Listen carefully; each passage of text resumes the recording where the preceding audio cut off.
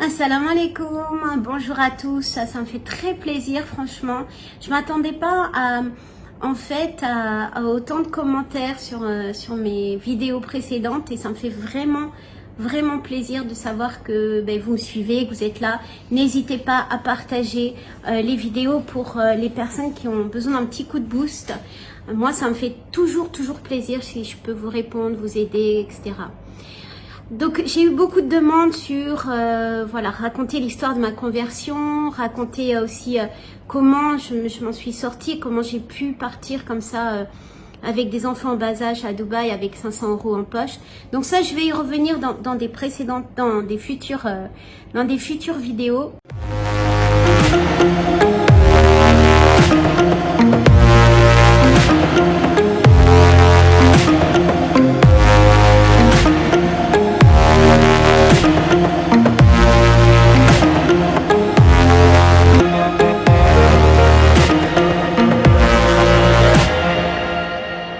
Parce que c'est vous qui faites la chaîne, c'est vous qui faites les vidéos et j'ai envie de partager ça avec vous. J'aimerais faire des vidéos sur, plutôt des sujets, ouvrir un sujet qui me tient à cœur sur le rôle de la femme en islam.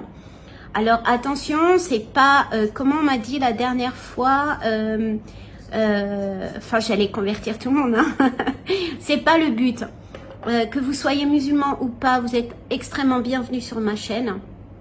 Le but c'est absolument pas de convaincre ou de convertir ou de je sais pas trop quoi.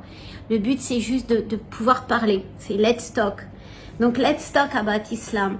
Il y a beaucoup de bruit qui est fait autour justement, donc en France, hein. Donc c'est intéressant justement de débattre et d'échanger nos idées. Donc n'hésitez pas, même si vous n'êtes pas musulman ou vous êtes contre ou peu importe, je peux entendre et surtout ça me fait très plaisir de pouvoir partager avec vous. Donc le sujet c'est par rapport à la femme, mais alors la femme et le voile, etc. on va éviter parce que c'est un débat sans fin et je trouve que c'est comme si on débattait sur est-ce que l'homme doit porter une ceinture, pas ceinture, on s'en fout quoi, il fait ce qu'il veut. Moi, c'est plus le sujet, ce qui m'intéresse, c'est plus le sujet du rapport de la femme dans la société actuelle et surtout ce féminisme qui existe. Et alors, je vais être très grossière, mais qui nous fait chier honnêtement, autant les femmes que les hommes. Et en fait, le fait de prôner une liberté, parce que c'est ça, hein, j'ai été biberonnée au féminisme. Ma mère, j'étais née dans les années... Ah non, si je dis l'année, on va savoir mon âge. Devinez mon âge. Mais j'ai été biberonnée. Ma mère était elle est pas née, elle a vécu dans ce mouvement féministe, hein, de la libération de la femme, la pilule, l'avortement, etc. Donc mes parents étaient catholiques, heureusement je peux dire, parce que c'est vrai que ça a été un mouvement qui a détruit, honnêtement, et j'ai aucune honte ou j'assume ce que je dis, qui a détruit la famille. Parce qu'on a offert une liberté à la femme qui était un total mirage. Et maintenant, on prône encore cette liberté, on fait des choses, des choix sous liberté. Mais liberté de quoi? Il faut savoir qu'on est toujours soumis à quelque chose. Donc ça me fait hurler en même temps quand on me dit « Ouais, mais la femme musulmane est soumise quand même. » Mais toi, qui travaille 150 heures par jour avec un patron qui te plotte dans le coin ou qui te donne du boulot le week-end, est-ce que tu n'es pas soumise quelque part? Je veux dire, on est soumis à l'argent, on est soumis à un patron, on est soumis à un marketing agressif qui veut qu'on soit maigre, belle, qui veut qu'on assume dans tous les rôles autant de maîtresse, de femme, de mère, de sœurs, etc., de filles. Je veux dire, on est tous soumis actuellement à cette société.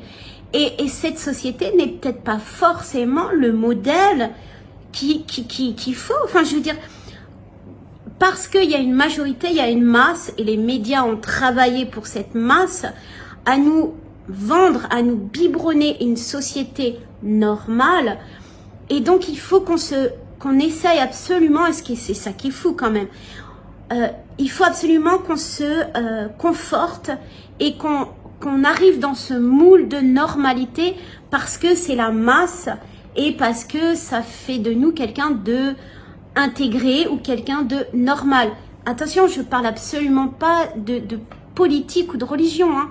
Juste, voilà, on doit peser 50 kilos, il y a des femmes qui sont en souffrance, et des hommes aussi d'ailleurs, parce qu'ils sont obèses ou parce qu'ils pèsent pas ces 50 kilos, et ils tombent dans des dépressions, dans de l'anorexie, dans de la boulimie.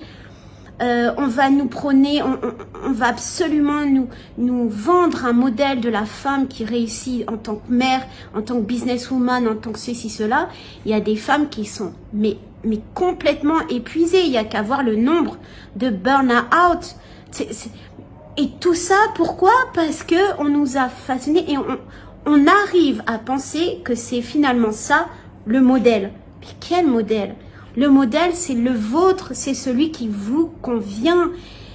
Évidemment, c'est facile de dire ça et vous allez me dire, vous envoyez chier, je fais ce que je veux, je vais garder mes brebis dans le Larzac où je pars, vous venez me rejoindre au Qatar.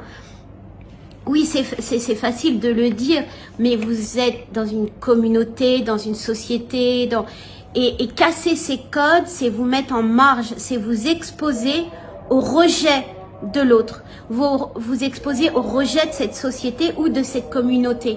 Et ça, c'est vraiment quelque chose qu'il faut penser et préparer. Et je sais que c'est pas évident, mais c'est votre vie et rien ne vous oblige sous une liberté déguisée à suivre cette masse. C'est complètement fou. Encore une fois, que vous soyez une femme ou un homme. Et donc, tout ça pour aborder le féminisme qui est en fait juste un instrument économique incroyable. Donc, ce féminisme, c'est quoi? Et moi, j'en suis victime encore aujourd'hui, hein, parce que j'ai été biberonnée, j'ai entendu ma mère, ma grand-mère, j'ai été biberonnée à ce féminisme ambiant. Et ça veut dire quoi? C'est alors l'égalité homme-femme, c'est même pas ça, c'est même pas l'égalité. Alors, je suis désolée avec la lumière. C'est même pas une question d'égalité homme-femme, c'est plus que ça. Et je veux pas dire la suprématie de la femme.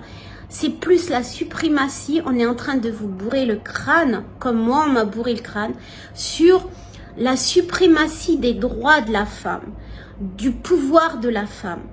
Et ce qui fait qu'on se retrouve dans une société complètement perdue, dans un schéma de famille totalement éclaté.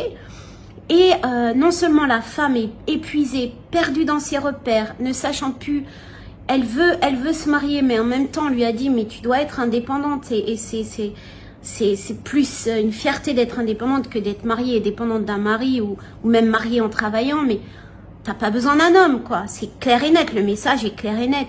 Donc elle est coincée parce que elle a besoin, regardez le nombre de célibataires, même non musulmans en France et de femmes qui se plaignent de cette solitude, qui sont prêtes à accepter les coups, qui sont prêtes à accepter le type est en train de lui voler son argent ou d'abuser d'elle, de sa faiblesse, etc.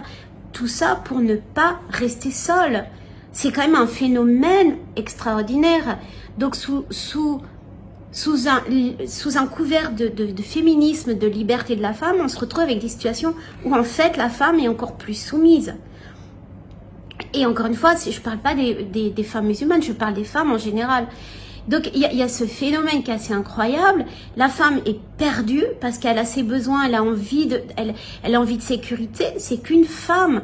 Et c'est absolument pas péjoratif ce que je dis. Je m'en fous, vous êtes d'accord, pas d'accord, je vais me faire incendier. Mais une femme reste une femme. Et c'est ce qui est beau. Et c'est ce qui est justement, c'est ce qui fait d'elle son charme, sa féminité, toutes ses qualités. Une femme qui devient un homme, c'est comme un homme qui devient une femme. Je n'ai absolument rien contre, attention, les homosexuels, les lesbiennes, etc. C'est pas mon business, c'est pas du tout le sujet. Moi, je parle d'une hétéro ou d'un hétéro qui a des caractéristiques qui est obligé. Et c'est pas quelqu'un qui a ça parce que depuis sa naissance il est attiré par le même sexe que lui, etc. Ça c'est un autre débat. Moi je parle d'une femme ou d'un homme qui est obligé par la société à se transvestir, on va dire, pour une femme, pour pouvoir gagner pour son argent, pour pouvoir monter les échelons dans sa société. Elle est obligée de se transvestir en homme, c'est-à-dire se couper complètement de toute sa féminité, de ce qui fait son charme, parce que elle peut pas montrer ses faiblesses. Elle est dans un bol de requin, il faut qu'elle accède au sommet de la société, oui, de la compagnie, ce qui est assez rare déjà. Et eh bien, elle va sacrifier plein de choses pour ça. Sa vie de famille, sa vie de femme parfois, sa vie de mère parfois, sa féminité, etc. Et ça, on va dire que c'est la liberté. Là, on va dire que oui, elle est libre. Mais elle n'est pas libre. Elle est sous les lois de ce féminisme. Donc, on arrive dans une société où la femme est perdue sur ses droits, mais en fait, c'est pas vraiment des droits. Et puis, l'homme aussi est complètement paumé. Parce que l'homme ne sait plus comment on l'a carrément émasculé. Et oui, j'assume de dire ça. Mais l'homme dans la société actuelle, dans la société occidentale, on est en train de totalement, on l'a totalement émasculé. Et il est au point que il veut les montrer, pas physiquement bien sûr, mais il risque gros. Il risque gros si sa part de masculinité est totalement condamnable. C'est condamnable par la justice. Et là, on arrive à deux êtres qui à l'origine c'était pas noir et blanc, mais qui avaient leur place, qui fondaient un foyer, qui déjà de faire un foyer, c'est pas si évident que ça, parce que c'est pas un et puis ça fait deux, c'est vraiment trois identités. Il y a la femme, il y a l'homme et il y a le couple. Donc c'est déjà pas évident à la base, mais si vous ajoutez en plus toute cette liberté féminisme, la femme ne sait plus sa place, l'homme ne sait plus comment trouver sa place, comment interagir avec sa propre femme, avec ses propres enfants. Et puis quand les enfants arrivent, c'est pareil, ça rajoute. Et au bout de 2 ans, la famille éclate totalement. En général, c'est un divorce sur 2 quand même, partout dans le monde. Donc il y a un éclatement par la suite de la famille et chacun est malheureux de son côté. Donc c'est vraiment un sujet qui me tient à cœur et voilà, encouragez-moi si vous avez envie de ce sujet, parce que j'ai vraiment envie de parler de la place de la femme et dans la société, et pas une place de la femme musulmane, mais de la femme en général, et de l'homme. Comment on peut considérer l'homme en tant que père, en tant que mari, en tant que frère, en tant que boss. Essayer de lui redonner sa gloire, enfin je sais pas, mais voilà, c'est les sujets qui, en tout cas c'est vraiment un sujet, vous allez avoir dans les prochaines vidéos, plusieurs vidéos qui traitent à ce sujet, et n'hésitez pas, si ça vous plaît, si vous avez envie, allez-y, commentez, faites suivre à des personnes qui sont intéressées par ce même sujet, et puis on fonce et on y va. Ok, ça marche. Je vous laisse, commentez en bas de cette vidéo, faites suivre et abonnez-vous à ma chaîne si ce n'est pas déjà fait, et je vous dis à très vite. Much love.